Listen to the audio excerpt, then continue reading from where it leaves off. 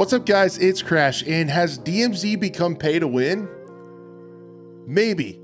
I don't know. I want to talk about some of the things that are going around on the internet today. There's some leaks in regards to skins that are inside of Season 3 that some data miners have found, and some of the skins that you have to buy have some definite perks to them that are stat changing or change how you will play DMZ. So I really want to talk about this because as we see with Activision, they kind of start doing these things and it slowly gets a little bit less and less consumer friendly. And I think a lot of these things are just the new business model that we're seeing in gaming, right? With microtransactions, and especially these ones that are really going to exploit those whales, like people that spend a lot of money on skins. And first off, if you have that kind of money to spend on video games and you want to do that, knock yourself out. That is all good by me.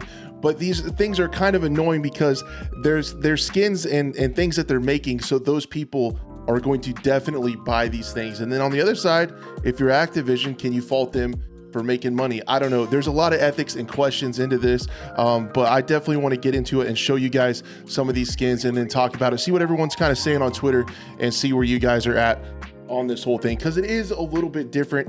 I don't think overall we're getting near like the pay to win stuff or the loot box disaster that was in, like, I thought it was worse in like Black Ops 3 with Call of Duty. But anyway, what got me started looking at this was Prestigious Key tweeted about one of the first bundles. Now, if you remember just a little bit farther back, we had a tier of missions that were in DMZ only available to people that bought the game. Now, some people could call that pay to win. I think that is quite a bit of stretch, and we're going to talk about as we go if you guys think this is pay to win. So what he is saying is a bundle in the store gives you in-game advantages in DMZ and allows a fourth active operator slot to be unlocked. This definitely shouldn't be a thing. So you guys can see the bomb squad operator, and it gives you right over here, you guys see the DMZ bonus effect. You get a free medium backpack every time you get in the game, and also you get another active duty slot. So really quickly, what active duty slots are, essentially think of it like a mini stash. You can have a soldier that you can play as your operator. Once you get them looted up, you can go ahead and select a different one. That operator will remain in your menu with whatever equipment that you had on them. It's kind of, you know, essentially stashing that equipment on that operator. So what I feel like you kind of have here is essentially you're paying for a little bit bigger stash. Where have we heard of that? Tarkov, right? So let's not get too ahead of ourselves. This has happened in games. Not a lot of people complain about the Edge of Darkness edition. If you go ahead and spend the $120 US or something like that, last time I checked, you get a much bigger stash to start with in Escape from Tarkov. So essentially it's, I see some similarities with this one. And then if we scroll down here, according to Toanto, I guess is how you would say, the Twitter user with a 0, they found some other things. So Classic Ghost is an operator that's coming. Inactive tweeted this one from some data mines. The Classic Ghost skin is going to get a 2-plate armor vest. Now, you can also say, well, those are pretty easy to find, so that's not going to change a lot. Okay, I guess you could say that, but like, how far are you willing to reach to not call this pay to win? That's the question. I'm not sure where I'm at on this.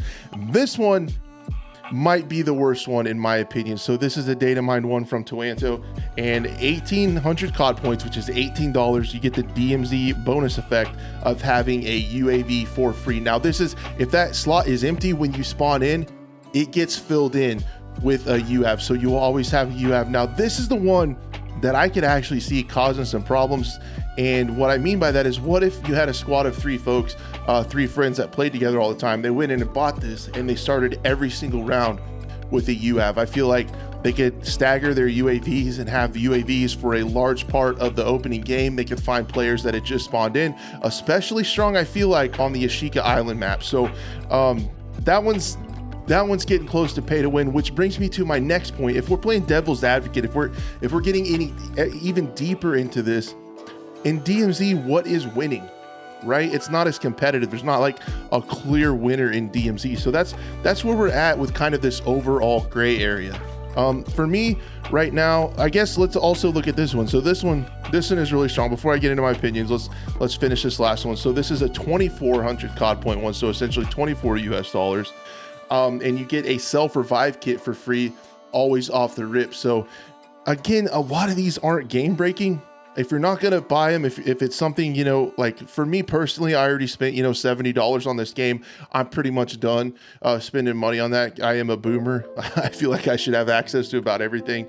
But seeing that is just annoying. I feel like it's not going to break the game, but it's like, is it like a stair step? Like, is it going to keep getting worse? Is this like the gateway drug to pay to win? That's kind of where I feel like they are. It irritates me.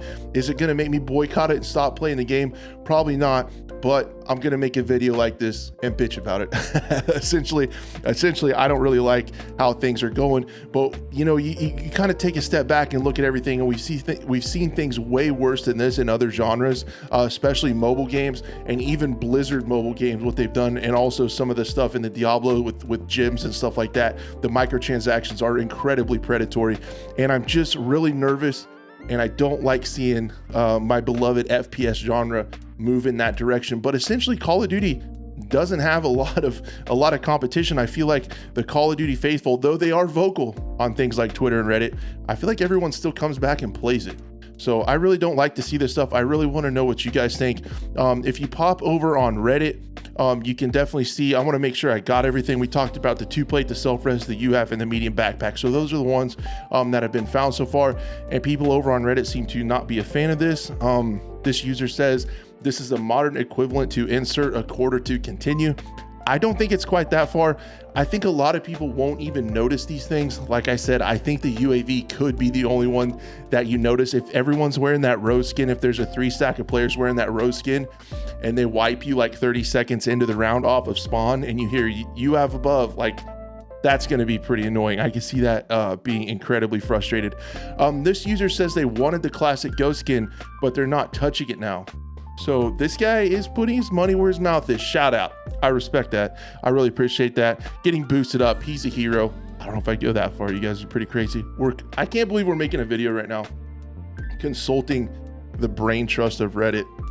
Where have we come to? But yeah, pay to win weapons. I don't know about that. So there is another blueprint. If you buy that blueprint, then it makes the cooldown 15 minutes if it's in your insured slot. So another like DMZ perk. And I feel like DMZ is kind of the perfect game mode where they can sneak some of that stuff into, because there isn't a clear-cut winner in the game. So there's a real gray area and straight up calling it pay to win. Let me know what you guys think down below. It's not something I'm excited to see, because I could see it with Activision just getting worse and worse and worse. I don't think it breaks the game now. I think it would be a little hard for me to call this straight up 100% pay to win, but it's definitely pay to have an advantage, and I'm not a fan of it. Let me know what you guys think down below. Thank you so much for watching, and I hope to see you soon on another video.